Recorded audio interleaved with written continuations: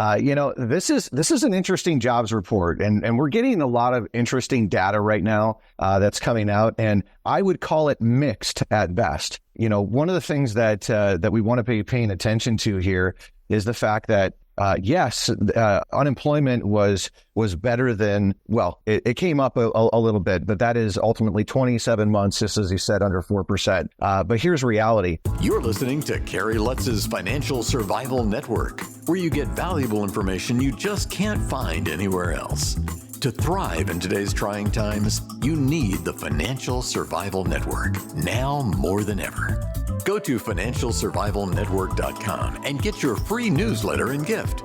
Financial Survival Network, now more than ever.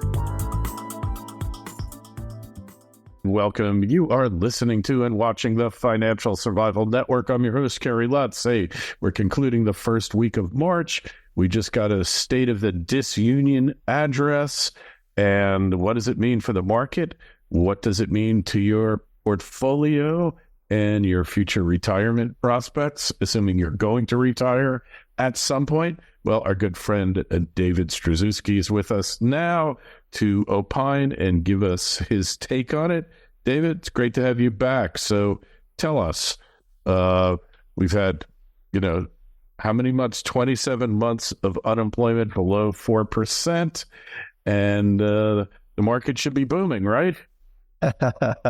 Hey, well, great to be with you here, Kerry, as always. This is an interesting jobs report, and we're getting a lot of interesting data right now that's coming out, and I would call it mixed at best. One of the things that we want to be paying attention to here is the fact that yes, unemployment was better than, well, it came up a little bit, but that is ultimately 27 months, just as you said, under 4%. But here's reality. The headline number that we get on a report like this has been revised down all of the last 12 months. And then if we look at the prior ones to that, there was only like one or two that did not get revised down. So the only thing that's been consistent with the numbers from this administration is that they get revised down. And in this case, the amazing numbers that we just had in January, Kerry, were that led to this huge bull market, and everyone's talking about soft landing and it's price to perfection. That just got revised down 1/3 of the jobs that it said it was supposed to get. So I just don't understand how we're in a time frame where AI is so intelligent. We've got all the best technology. The bean counters at the Fed has more economists than any other organization, and they can't figure this out with any level of accuracy. Yeah, funny how that works, but they're so good.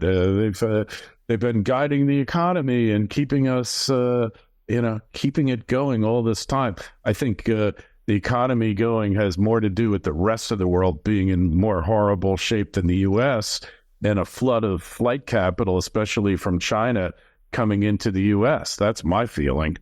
Yeah, I do. I can agree with that sentiment. I think that, if we look at how the numbers for unemployment would be measured, you just think about a fraction.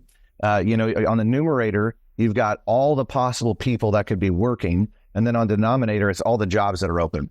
And what happened to the numerator here, and that is the amount of people in the workforce, is that we had the Great Resignation occur in 2021 and 2022. And so many boomers retired much quicker than they had anticipated, just due to COVID and various things that were taking place.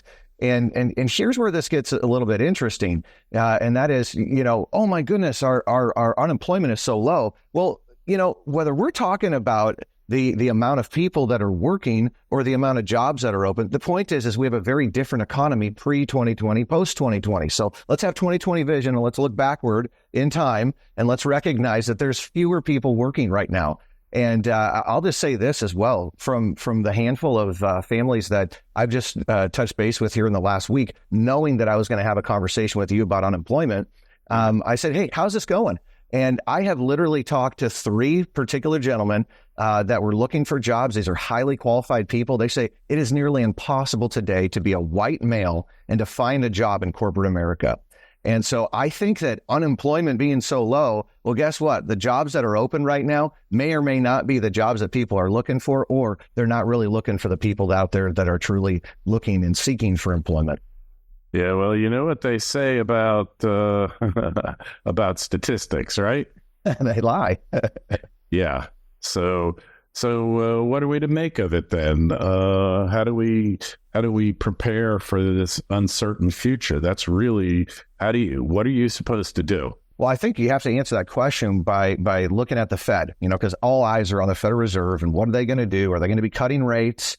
And if you recall, last July, we were certain that rates were going to be dropped. And that's why we rallied so significant through Q1. And of course, that didn't happen. We've not even had one rate cut yet. So here's where we're looking at it. Where do we go? What do we do? In my opinion, we need to understand what the data is saying, and they're anticipating double-digit GDP growth this year, meaning that the United States is going to grow double digits for sure, and that's over the next 2 years, even double-digit returns. Maybe we get something in the mid-singles, and by the way, that's not inflation adjusted. So given inflation, that would just maybe say that we're remaining about buoyant. But I don't know how you get to stock cuts right now or big rate cuts when stocks are at all-time highs, when gold's at all-time highs, when Bitcoin's at all-time highs. That's the Dow Jones, the S&P, and the NASDAQ. The Nikkei from Japan, 34 years it's been at its all-time high. It's there right now. So the whole world is at all-time highs. How do you cut? It's not bad enough yet. So how do you play this thing? I think you've got to understand the fact that there's a lot that can go wrong from here. And so depending upon your age and the timing of when you're retiring and you need these dollars, et cetera, there's different plans and strategies that you're going to want to deploy. I think it is incredibly important, though. Do not forget that we need anchors in these markets, because if things go backwards and we actually get the lag effect, which, we've been waiting for from the Fed, hey, raise rates so fast. When does this lag effect officially kick in and things really start to get bad? I'm personally believing that we are going to see that before the 4th of July for sure in the data.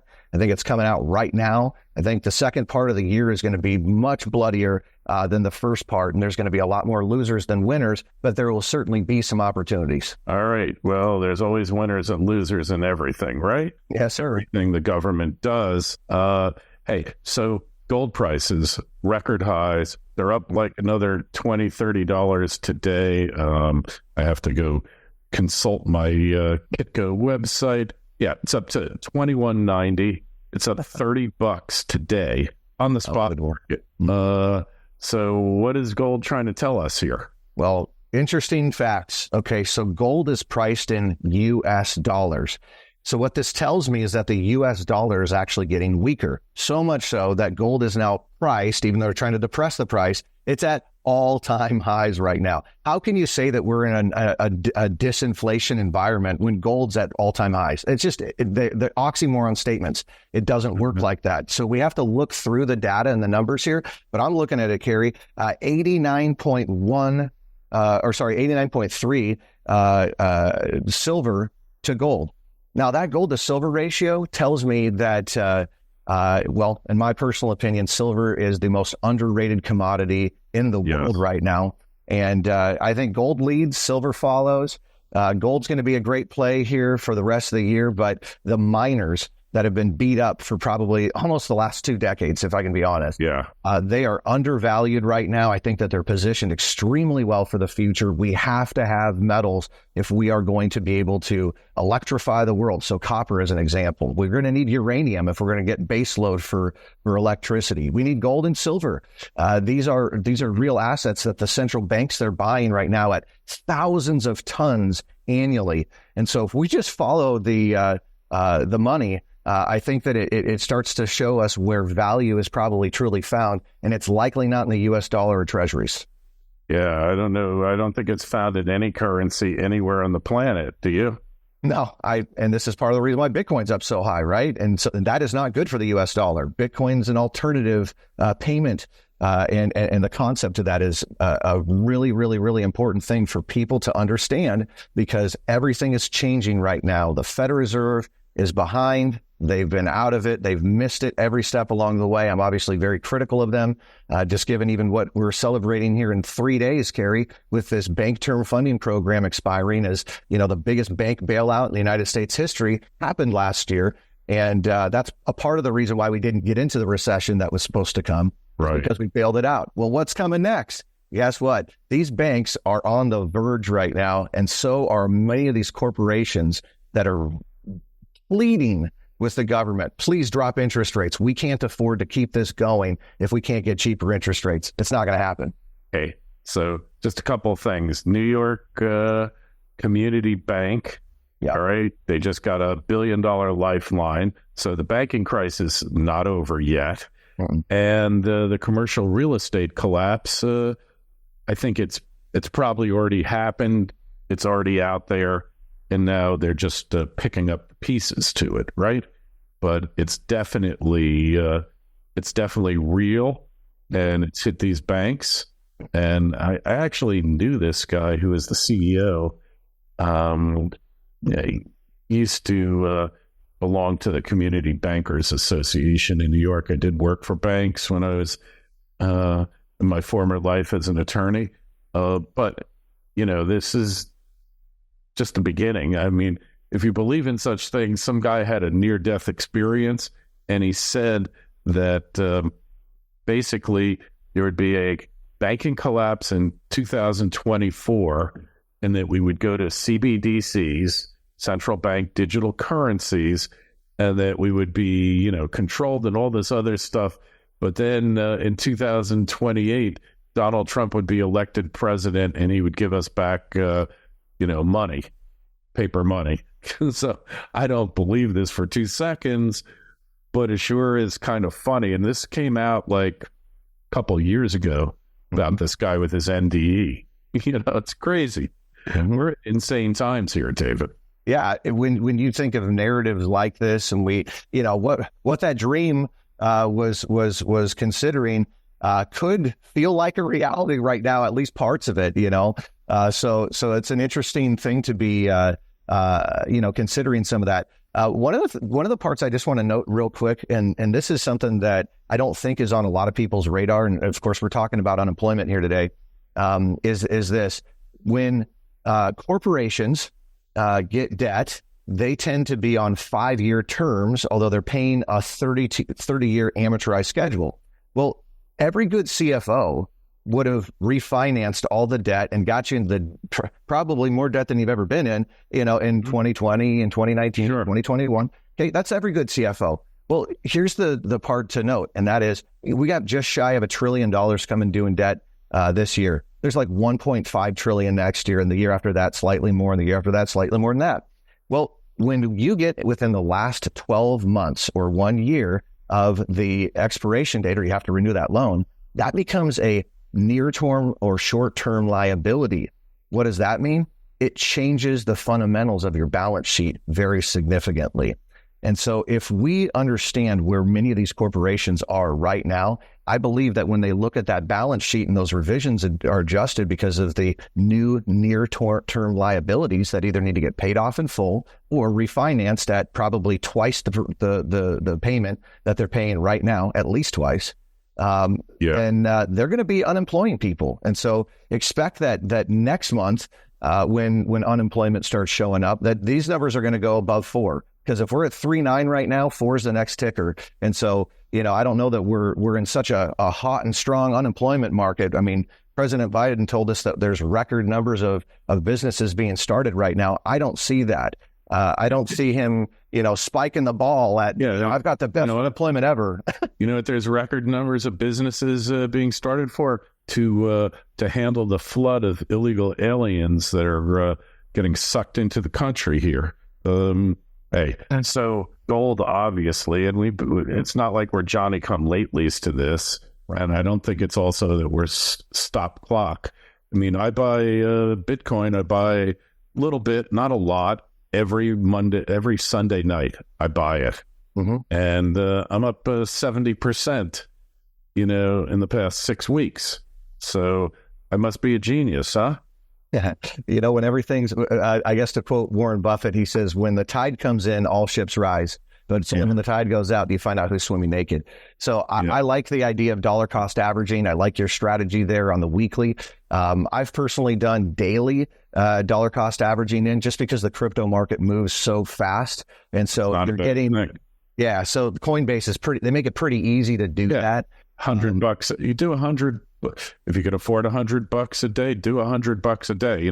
Now that you mention it, Mhm. That is what I think I'm going to do, because I firmly believe this thing's going over 100K. Oh, yeah. I've seen predictions of 220K. My problem with Bitcoin, Yeah. and I've followed it for over a dozen years here, Okay. before anybody, is I've always been masterful at picking out the peaks, but the bottoms I've missed totally. Yeah. All right. But I understand it is a market, but it's a different kind of market than most of you out there are used to. But now is the time, because it's eclipsed its former high. All right. It's been making higher lows, and now it's making higher highs. This is the time when something like this goes up. I knew when it hit 67.7 last time, I nailed it to the day. When it hit 19.7 in 2019, I believe it was. Or was it 2017? I nailed it to the day. Wow. And, I nailed it. There's no question. But I've been bad on the buys. But then I just said dollar cost average. When it does a retrace of 50% from its high, get into it, because I've always expected it to go lower and do a 2/3 retracement, and it's never done it. 50% is about the best that you can do. And, it hit like 29,000. So it hit, 58%. Doesn't matter. When you see it halve, you got to get into it. But Absolutely. everybody's going to follow their own financial advisor and all that.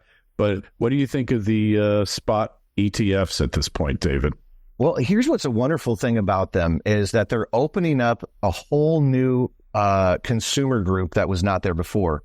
And if you understand the reality that people just have been skeptical about Bitcoin in general, because they're like, well, I hear about it, but I don't really understand it. I mean, it basically takes the most complicated parts about computers and puts them and money and puts it all together in one idea. And so a lot of people just don't like that. But when you go to the spot ETF and you can purchase that through, your Charles Schwab account, then now that opens up a lot of institutional money that's going to be pouring in. So this is why we're seeing the pump prior to this April 20th halving that's going to be occurring. And, I think it's going to be going up very substantially. And, it's interesting, too, because this is the market leader. You should be paying attention as well to some of these alternative coins that are rallying so significantly, because this is where I'm personally making way higher percentages, although I own a very significant chunk of my crypto portfolio inside of Bitcoin.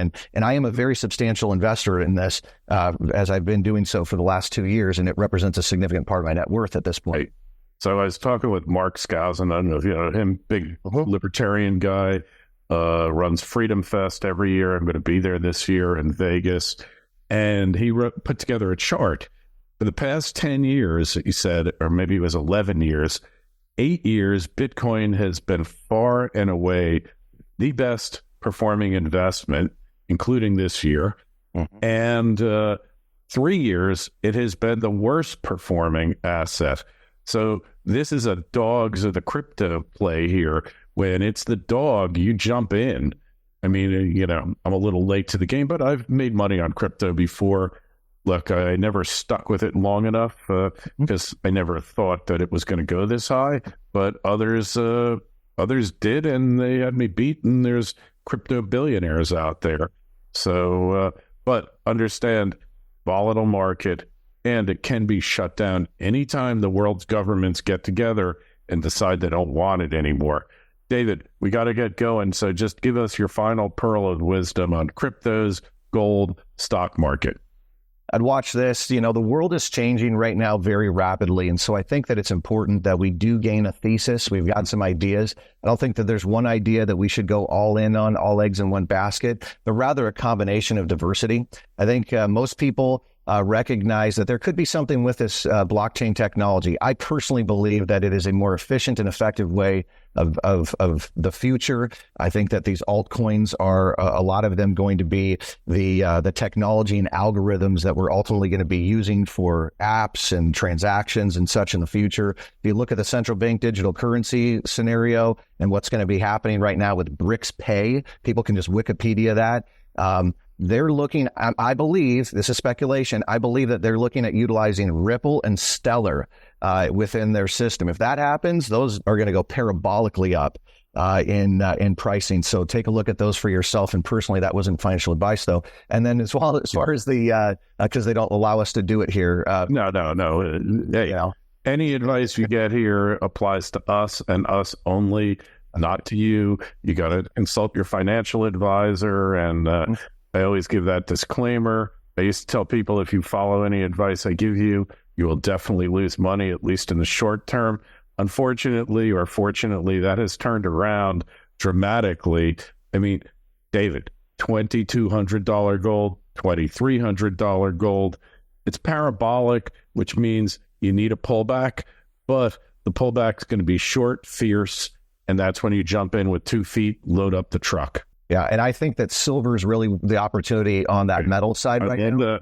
I love the shiny metal. Mm-hmm. So that's my personal deal, and I like physical. You can hold ETFs, yeah, physical for sure. Physical, hold some physical metals because look, I bought most of my silver after the collapse in 09, 10, and 11, and my average cost was around $7-8 an ounce. Outstanding.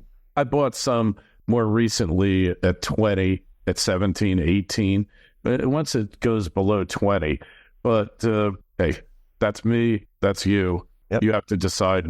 Everybody's position is different. That's why you need a financial advisor like David. David, tell us where we find you, how we connect with you. Hey, great. So probably the best place to connect with us right now is just to go to fedbubble.com. Fedbubble.com. So Fedbubble.com is just literally saying, hey, I'm calling this the Federal Reserve bubble. That's what's coming next. We name things based upon the cause of the issue. And so that's what I'm calling it.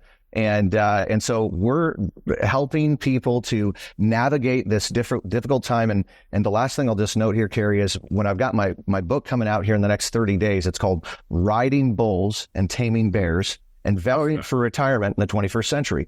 And so what we're going to be doing here is you put your name into the fedbubble.com. We'll let you know as those things are coming out. I'll even share some of the first chapters with folks. And, Great. Hey, make sure you send me a book. I'll review it for you.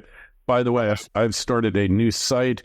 I don't know that it's been populated yet. It's called inflation.cafe. And just so you know, I went to a certain undisclosed coffee shop and my drink was $7. And I looked, I was like really pissed. And then they only filled it up halfway. And I say to the manager, like, what gives here? What are you doing? And it's like, he just shrugs and they give me a new drink. I said, you guys are not in the business of selling coffee. You sell inflation because your coffee has doubled in about 4 years. Yeah. And thus was born the idea for the Inflation Cafe. I am your personal barista who will help prepare all the measures necessary for you to navigate the cafe. And the tagline is real simple: the Inflation Cafe, where dollars go to die. So on that note, inflation.cafe, keep checking back. It'll be up soon. David, appreciate you coming on as always. We'll talk to you next month. You be well. All right. Pleasure, Kerry. Look forward to talking with you soon. Take care. Thanks for listening to Kerry Lutz's Financial Survival Network, your solution to today's trying times. For the latest, go to financialsurvivalnetwork.com. Financial Survival Network, now more than ever.